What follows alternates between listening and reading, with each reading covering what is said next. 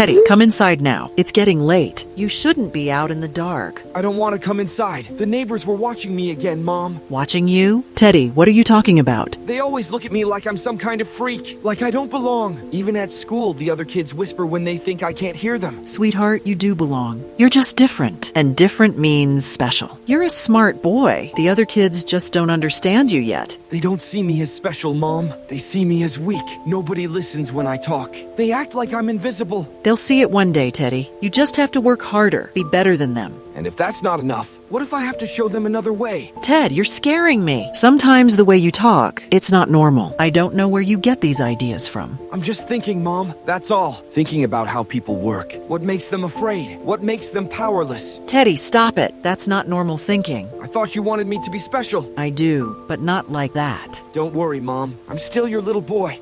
Stephanie, I don't understand what's happening. Why are you pulling away from me? Ted, you're too intense. You get upset when I don't answer fast enough. You need constant reassurance. And you act like I belong to you. I don't get upset. I get frustrated because I love you. And I don't understand why you don't see it the same way. Ted, it's not love when it feels suffocating. Sometimes I feel like you're watching me even when you're not there. What does that even mean? I just care about you. Isn't that what people who love each other do? Ted, you don't just care. You talk about people like they're objects. Like they don't even matter. It's unsettling. Maybe they don't. Have you ever thought about that? People think they're so important, but they're weak. They're disposable. They only exist for as long as we let them. Jesus, Ted. Do you hear yourself? I thought you understood me. I thought you were different from them. I think we need to stop talking. I need space. No, you don't mean that. You love me. We belong together. I know you feel it too. Goodbye, Ted. You'll regret this, Stephanie. You'll regret walking away from me.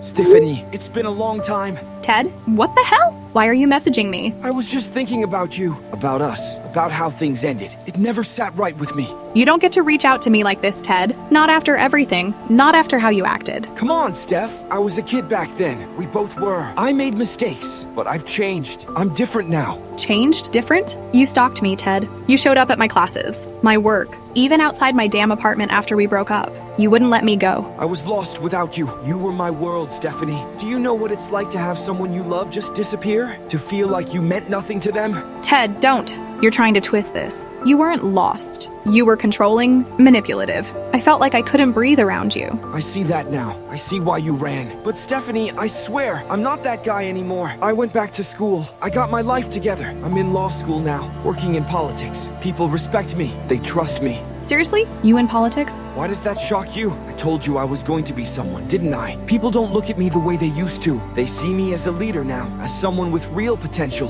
That's surprising. I've spent years fixing myself, Stephanie, but there was always one thing missing. Closure. I need to see you, just once, so we can talk, so I can show you who I really am now. Ted, I don't know. Please, just one drink, one conversation, no pressure. If you still think I'm the same guy, I'll walk away and never bother you again. Fine, one drink. But this doesn't mean anything, Ted.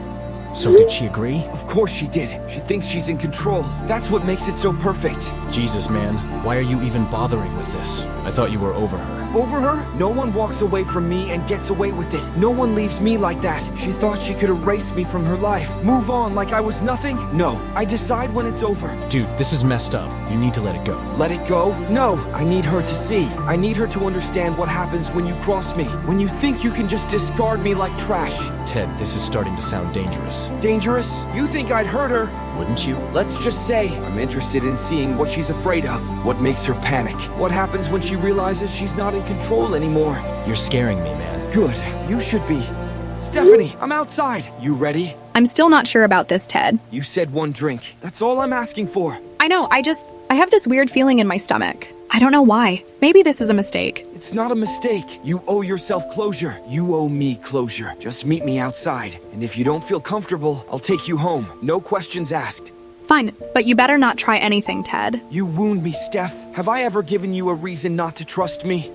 So? Did she fall for it? Oh, she did more than that. She melted right back into my hands. The way she looked at me, she wanted to believe I'd changed. That's the thing about people. They want to be fooled. Dude, what the hell happened? Did you actually just have a drink with her? Let's just say the night took an interesting turn. What does that mean? Ted, don't screw with me. Did you hurt her? I told you before, it's not about hurting. It's about power. And tonight, I felt more powerful than ever before. You're dodging the question. All right, fine. I'll tell you exactly what happened. We went for drinks. She was hesitant at first, kept glancing at the door, like she was planning her escape. But then I turned on the charm, told her stories, made her laugh. And just like that, she started leaning in. Her eyes softened, like she was back in love with the idea of me, like she had forgotten everything I ever did. And then? I offered to drive her home. She was tipsy, a little too comfortable. So I took a detour, a quiet road, secluded, just the two of us. That's when she started getting nervous. Jesus, Ted. She kept asking where we were going, why I wasn't heading straight to her apartment. I told her I wanted to talk more, somewhere private. That's when she really started panicking. Her hands were shaking. I could hear her breathing quicken. She tried to open the door, but I had already locked it. What the fuck did you do? I let her feel it, the fear, the realization that she wasn't in control anymore. She started begging me to turn around, swearing she'd never talk to me again, that she'd tell people what I did. I told her to relax, that I was just teaching her a lesson. Dude, tell me you let her go. I let her go. Wait, seriously? I wanted her to live with it. I wanted her to spend every night wondering if I was outside her window, if I'd ever come back.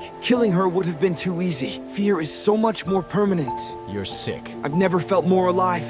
Ted, what the hell did you do? That's a pretty broad question. You'll have to be more specific. I'm not playing games. The news, the missing girl, the one from the university. People are freaking out. And I just know... Go on, say it. It was you, wasn't it? You sound so surprised. Weren't you the one who said I'd never actually do it? Jesus Christ. Tell me you're joking. I've never been more serious in my life.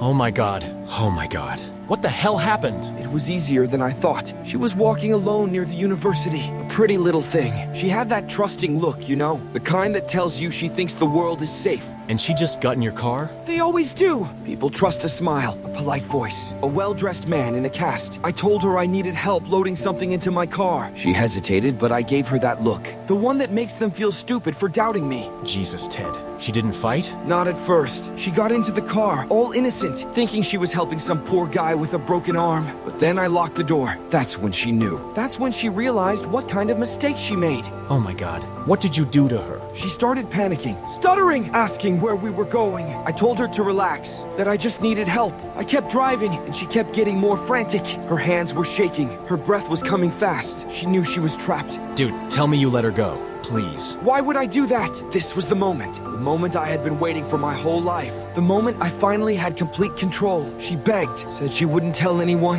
that she'd forget my face, as if that would change anything.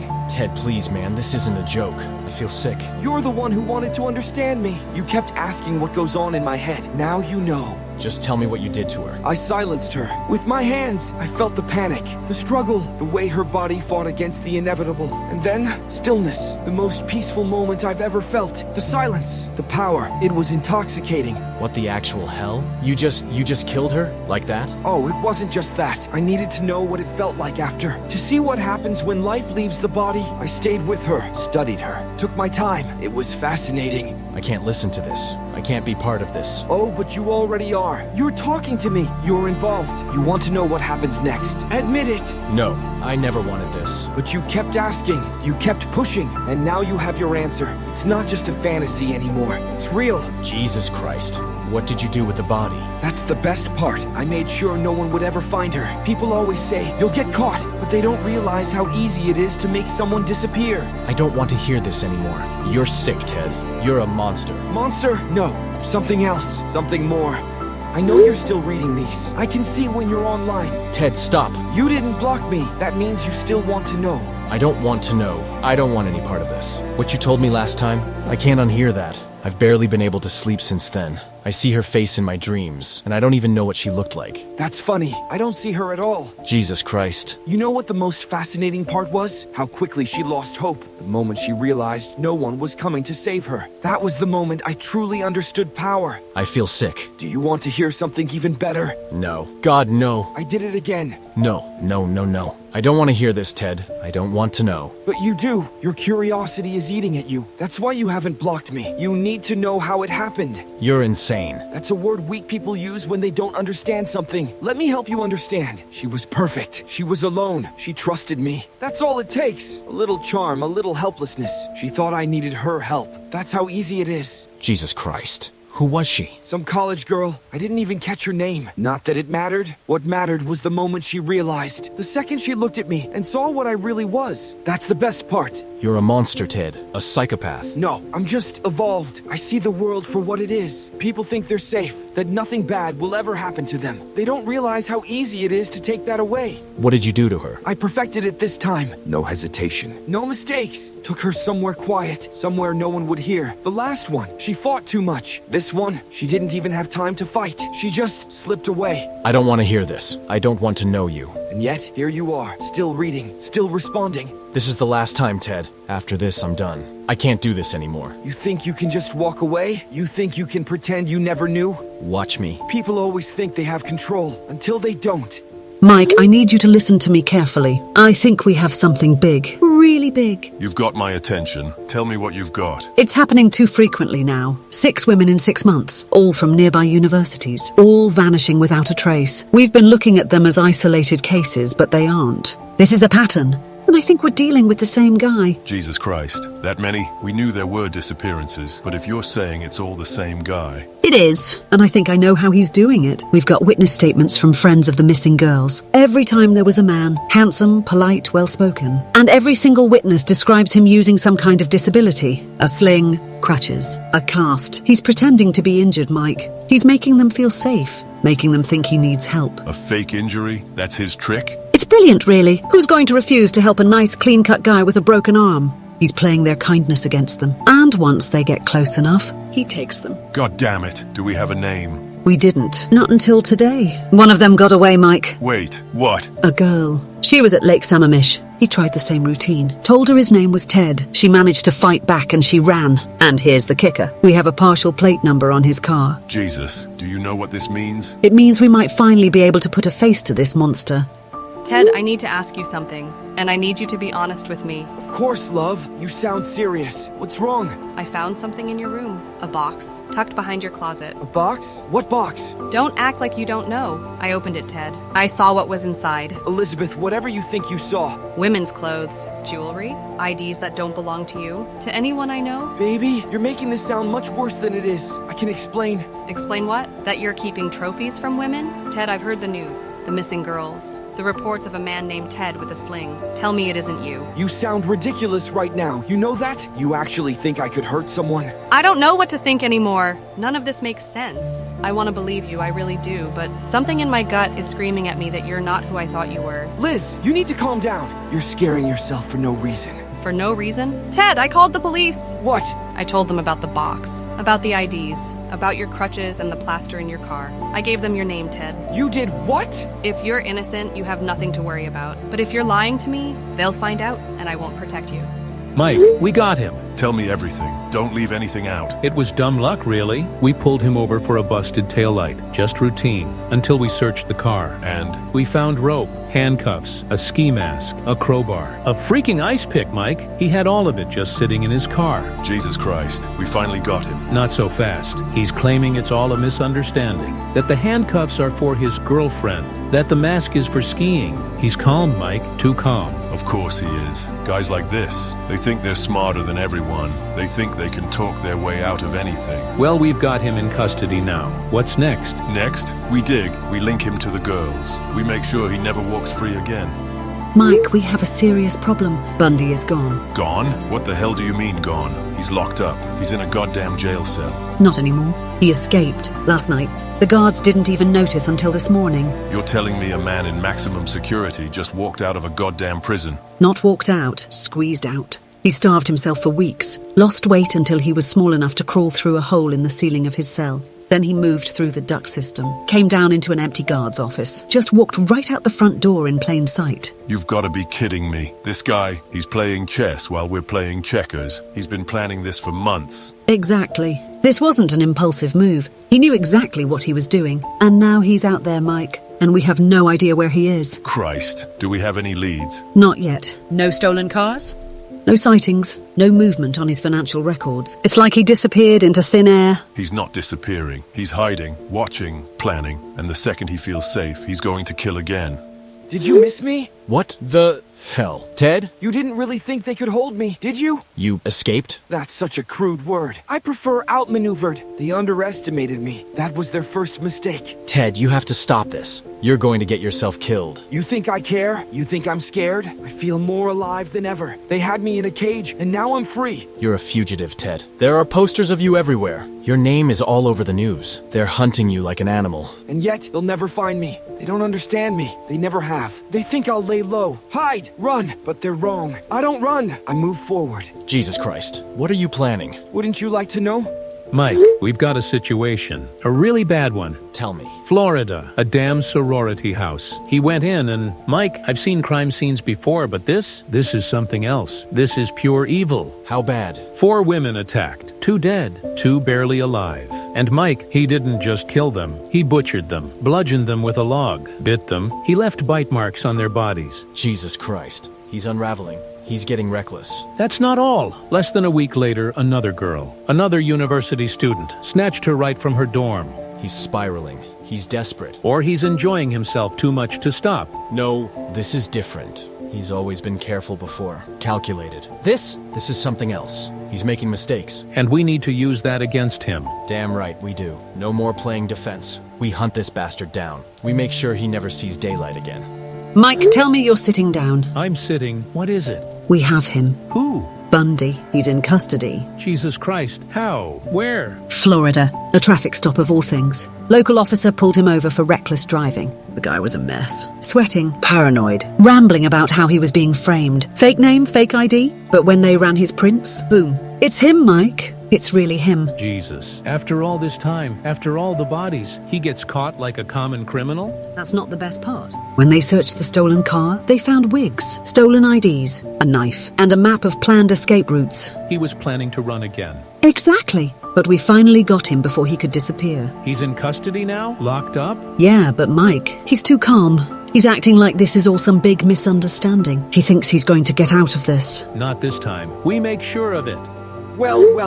Looks like they finally caught me. Did you celebrate? Pop champagne? Jesus, Ted. What do you want? Why are you even messaging me? Oh, I don't know. Maybe I just enjoy your company. I hope you rot in that cell, you sick bastard. Now, is that any way to speak to an old friend? We're not friends. We were never friends. I don't even know why you're reaching out to me. Because I know you're fascinated. They all are. You've been watching the news, haven't you? Reading the papers? Trying to understand me, just like the rest of the world. No, I don't want to understand you. You're a monster, a fraud, a pathetic excuse for a man. Is that so? Funny, because they say I'm charming. I'm brilliant. Women still write me letters. Did you know that? Even now, behind bars, they can't resist me. You're disgusting. You think this is a game, don't you? It is a game. The difference is, I've always been better at playing it than anyone else. Not anymore. You got caught. You lost. Oh, my dear, I haven't lost yet. You'll see.